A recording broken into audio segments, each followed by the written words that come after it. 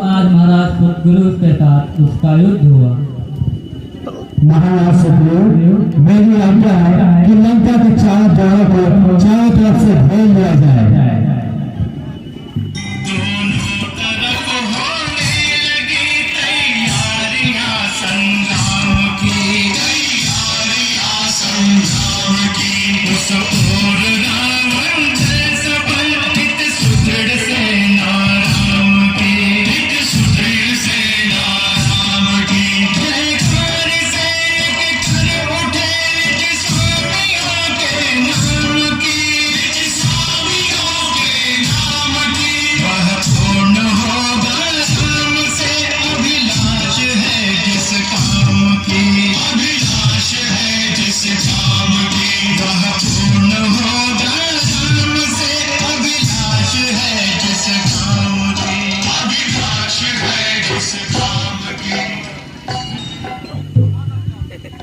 प्रभु, सेना की अलग अलग टुकड़ियां अपने अपने निश्चित स्थानों पर स्थित हो चुकी हैं।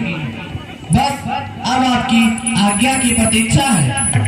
आपका संकेत मिलते ही लंका पर धावा बोल दिया जाएगा।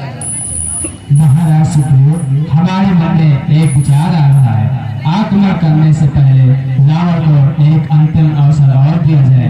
अगर वो सम्मान से सीता को हमारे पास वापस ले आए और हमारे शरण में आ जाए तो हम उसे क्षमा कर देंगे। भैया, आप उसे क्षमा कर देंगे जिसने जगदम्बा स्वरूप माता सीता का हरण किया, पिता तो महात्मा जटायु का वध किया? नहीं भैया नहीं, मैं उसे क्षमा करने का अनुमति नहीं दूंगा। लक्ष्मण, सामर्थवान को क्षमा का गुण नहीं त्यागना चाहिए। वीर की शोभा क्षमा है।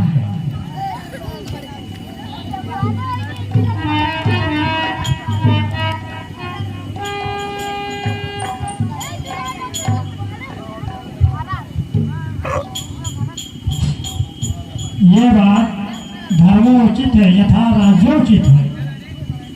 अब प्रश्न ये है कि अपना दूत बनाकर हम किसे भेजें? दूत ऐसा होना चाहिए जो परम बुद्धिमान एवं परम शक्तिशाली हो। सत्य ऐसा है जो किसी समय भी छल कर सकता है।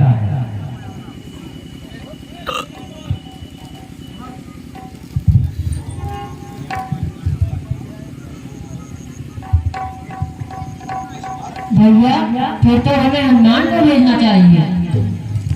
नहीं लक्ष्मण, अगर बार बार हम एक ही योद्धा को भेजेंगे तो समझेंगे कि वो वानर सेना में एक ही वीर है।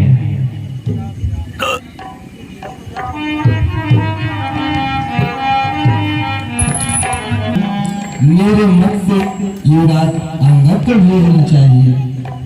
अंगद, तुम युवराज हो, क्या तुम्हें ये कार्य स्वीकार हो? प्रभु, इतने विद्वान ज्ञानवानों के होते हुए आपने मुझे इस योग्य समझा। मेरे धन्यवाद, आपने मेरा गौरव बढ़ा दिया। कृपा निधान। अंगद, तुम जिस कार्य से जा रहे हो उसे तुम नई बात समझ लो। वहाँ पे जाके रावण को चेतावनी दो। अगर वो सीता को सम्मान से वापस लेकर नहीं आया तो युद्ध अनिवार्य है।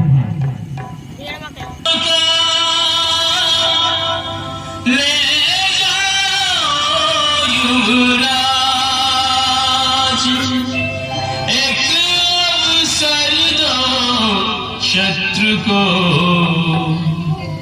वीरोचित यह काज, वीरोचित यह काज। मैं सफल होकर आपके चरणों में लौटूं। हमारा आशीर्वाद अंगद।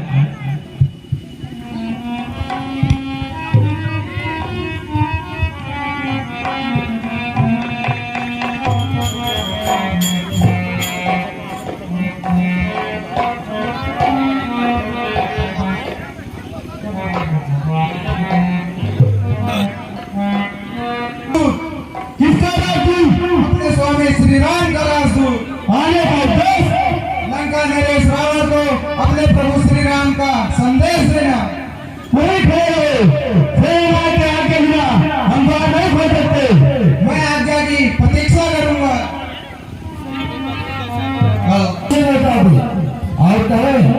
तत्पश्चात द्वार खोला जाएगा।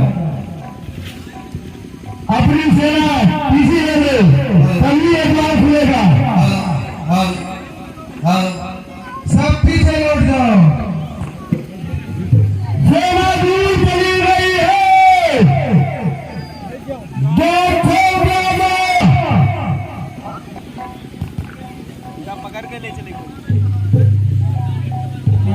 विवेक बुद्धि बल में राम जी की सेना में है बड़े बड़े योद्धा, अंगद सा एक न विवेक बुद्धि बल में।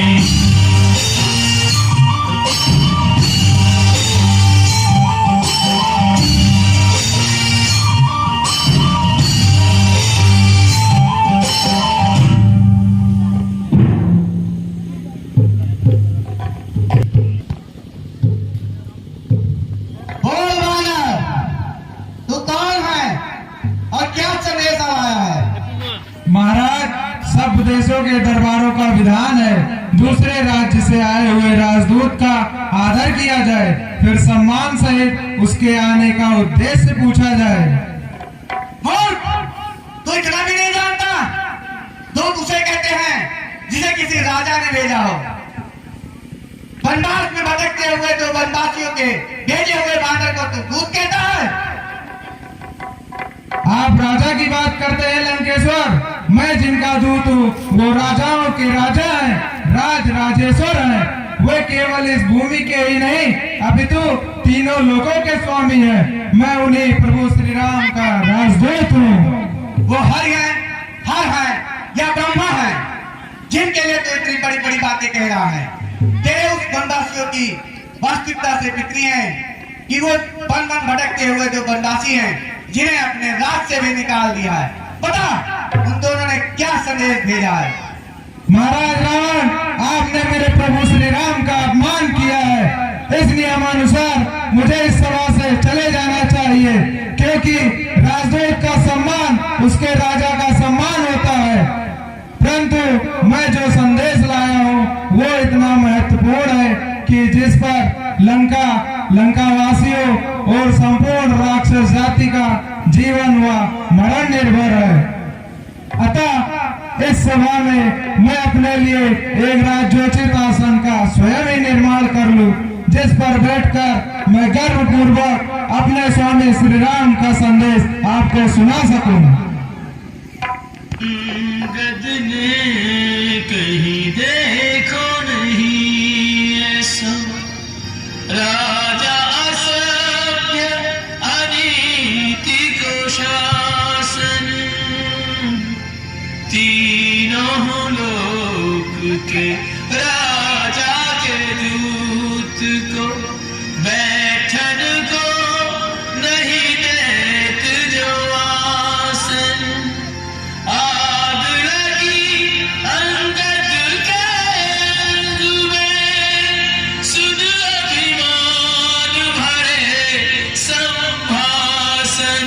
और ऊंच रहा क्या पूछ बिना कहीं पूछ न होती सो, डारी लियो निज पूछ को आसन, डार लियो निज पूछ को आसन।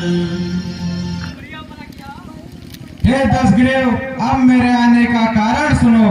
मैं आपके हित और भलाई के लिए श्री रघुनाथ का दूत बनकर आया था। मेरे पिता आपके मित्र थे, उस नाते भी मैं आपको भली सम्मति देने आया हूँ। आपका उच्च कुल है, आप पुलस्त मुनि के पौत्र हैं। आपने शिव और ब्रह्मा जी को प्रसन्न कर बहुत बार अनेकों वरदान प्राप्त किए हैं, परंतु किसी कुमत के कारण आपने उन सभी शक्तियों का दुरुपयोग करके अधर्म के कार्य किए हैं। अतः मैं आपसे ये कहना चाहता हूँ कि आप श्री राम की शरण में चले आओ, वो आपको अवश्य क्षमा कर देंगे। अच्छा, हमारे क्षमा मात्र कहने से वो हमें क्षमा कर देंगे? क्या ये बात उन्होंने कही है?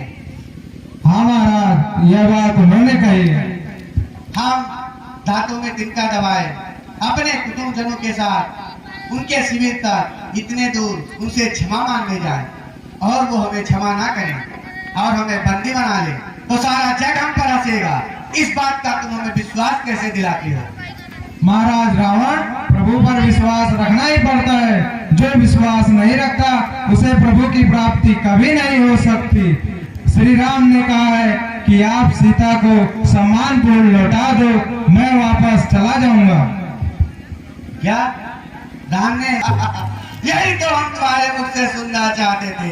यही श्री राम ने कहा कि मैं युद्ध नहीं करता हूँ, मुझे सीता मुझे लौटा दो, मैं चला जाऊंगा। अरे मूर्ख, तुझे उसने राम की करुणा दिखाई दी, परंतु रावण का भय नहीं दिखाई दिया।